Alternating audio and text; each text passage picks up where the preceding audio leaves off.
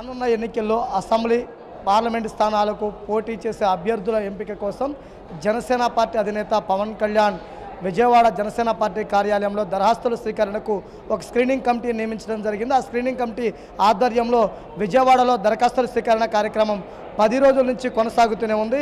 ఈ నెల 12వ తారీఖు నుంచి ప్రారంభమైనటువంటి ఈ దరఖాస్తుల స్వీకరణ 25వ తేదీతో ముగియనున్నది. ఇప్పటి వరకు సుమారు 1600 మంది జనసేన పార్టీ తరఫున పోటీకి మేము సిద్ధంగా ఉన్నాం. జనసేన పార్టీ అధినేత పవన్ కళ్యాణ్ మాకు అవకాశం కల్పిస్తే కనుక రానున్న ఎన్నికల్లో తాము పోటీ చేస్తామని చెప్పేసి కూడా దరఖాస్తులు వాళ్ళ బయోడేటాలను కూడా ఏదైతే స్క్రీనింగ్ కమిటీ ఉందో ఆ కమిటీకి ఇవ్వడం జరిగింది. అంటే చూస్తే ఎన్నికలలో గెలిపే లక్ష్యంగా ముందుకెళ్తున్నటువంటి పవన్ కళ్యాణ్ నూతన వరవడిని సృష్టించే విధంగా మధ్యతరగతి అదేవిధంగా కుల మతాలకు అతీతంగా అన్ని వర్గాల నుంచి దరఖాస్తుల స్వీకరణ చేయడం జరిగింది. దరఖాస్తుల స్వీకరణను ఫైనల్ చేసిన తర్వాత తుది గ్రూపులో అభ్యర్థులు ఎంపిక చేసే విధంగా కూడా ఉండడం జరిగింది. అంటే ఈ దరఖాస్తుల స్వీకరణ చూసినట్లయితే కనుక అన్ని వర్గాలకు సముచిత స్థానం లభించే విధంగా దరఖాస్తుల స్వీకరణ జరగడం జరిగింది.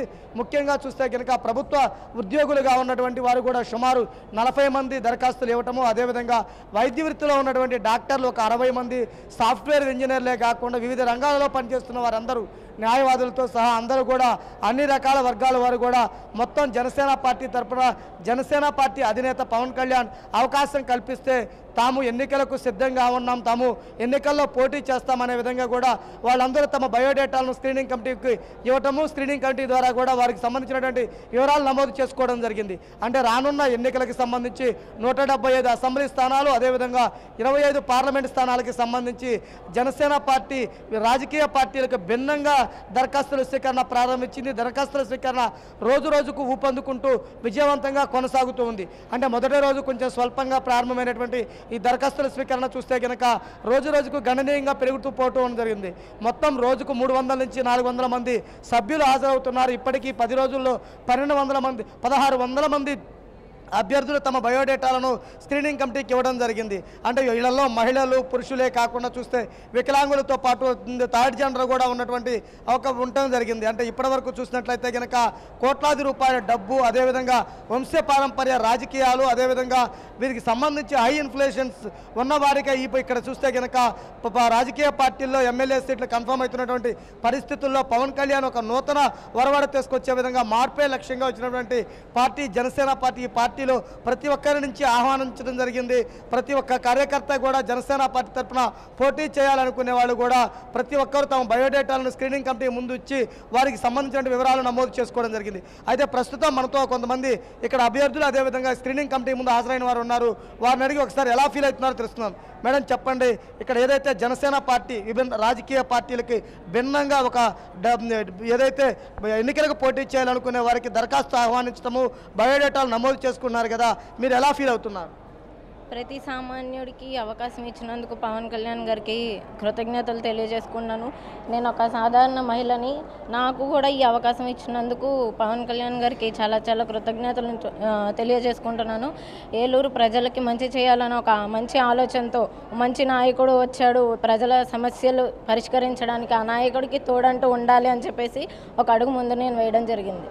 అంటే రాజకీయ పార్టీలన్నీ కోట్లాది రూపాయల డబ్బున్న వారికే టికెట్లు ఇస్తున్నారు కదా, జనసేన పార్టీ ఇలా ఆహ్వానించడం మీరు ఎలా ఫీల్ అవుతున్నారు? ఇప్పటి వరకు రాజకీయ పార్టీలు ప్రజలకి ఏమీ చేయలేదు. ఈయన ప్రజలకి సేవ చేస్తారని ఒక నమ్మకంతో ప్రజలకి చూపించారు కూడా, నేను చేస్తాను అని చెప్పేసి. అలాంటి నాయకుడు వెనక నడవడానికి ఎంతో ఉత్సాహంతో నేను ఈరోజు ముందుకు రావడం జరిగింది. మీరు చెప్పండి, మీరు ఎక్కడి నుంచి వచ్చారు, మీరు ఏ ప్రాంతం నుంచి వచ్చారు, మీరు ఏమైనా అప్లై చేశారా, మీ బయోడేటా ఇచ్చారా? మేము అనంతపూర్ డిస్టిక్ హిందూపూర్ నుంచి వచ్చామండి.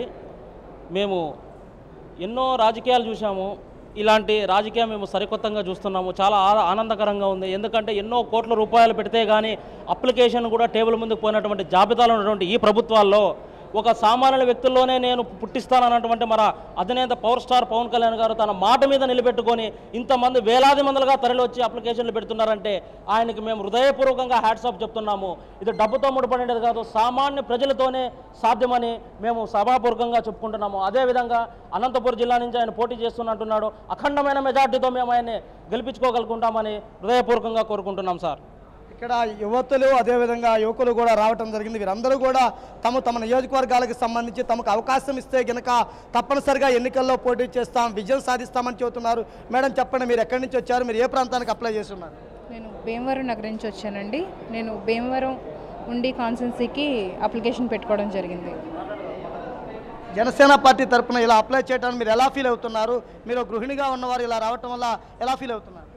చాలా ఆనందంగా ఫీల్ అవుతున్నామండి. రాజకీయం అంటే కొంతమంది మాత్రమే అది సాధ్యపడుతుంది, కొంత డబ్బున్న వాళ్ళకే రాజకీయం అని చెప్పి ఈ సొసైటీలో ఈరోజు మాకు ఇచ్చిన అవకాశాన్ని బట్టి మేము చాలా ఆనందపడుతున్నాం. రావటం రాకపోవటం మా ఉత్సాహాన్ని ఏమాత్రం కూడా తగ్గించవు. ఎందుకంటే ఉన్న పదవులు లేకపోయినప్పటికీ కూడా చివరి వరకు మా తుది శ్వాస విడిచే వరకు కూడా మేము జనసేనలో ఉంటాం, అది ఖచ్చితం. కానీ మాకు ఇచ్చిన అవకాశాన్ని పిలుపుని మేము సద్వినియోగం చేసుకుంటాం. అది మిగతాదంతా మా నాయకుడి చేతిలో ఉంటుంది.